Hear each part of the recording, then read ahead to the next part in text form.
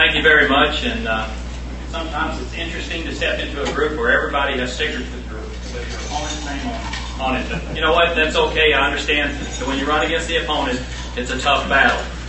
But one thing I want you to understand about this, when I started this race, my whole point was about maturity, integrity, and decency.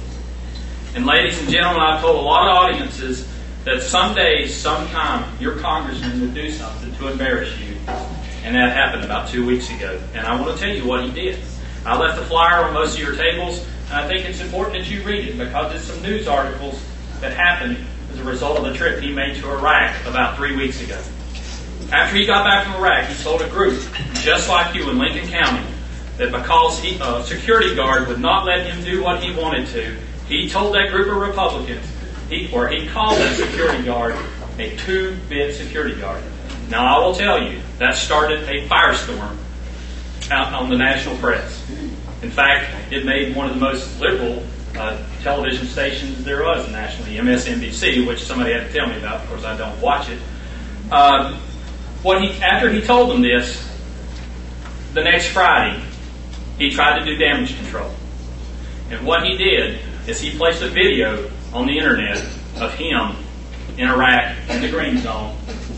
And during that video, which occurred minutes after a rocket attack in the green zone, he personally described the results and the successes of those rocket attacks upon American soldiers and assets in the green zone.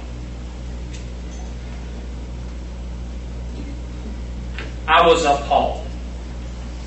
And what made it even worse?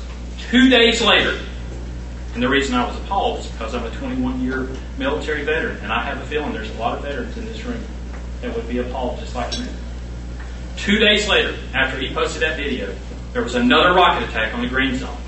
This time, we weren't so fortunate.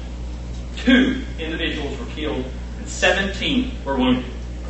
Shortly after that, with the Pentagon's blessing, he took that video down. Ladies and gentlemen, that's why maturity and integrity is so important.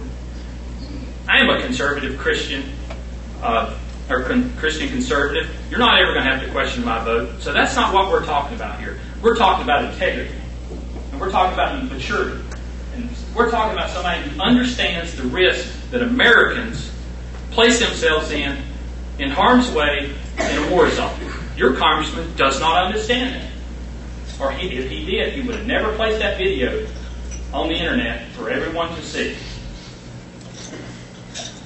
There's one. I'm going to finish with this. I know this has been kind of harsh, but I'm telling you, this is very important. There's a family out there from Huntsville, Alabama. Colonel Stephen Scott's family. Colonel Stephen Scott's not with us anymore because he was killed in that rocket attack.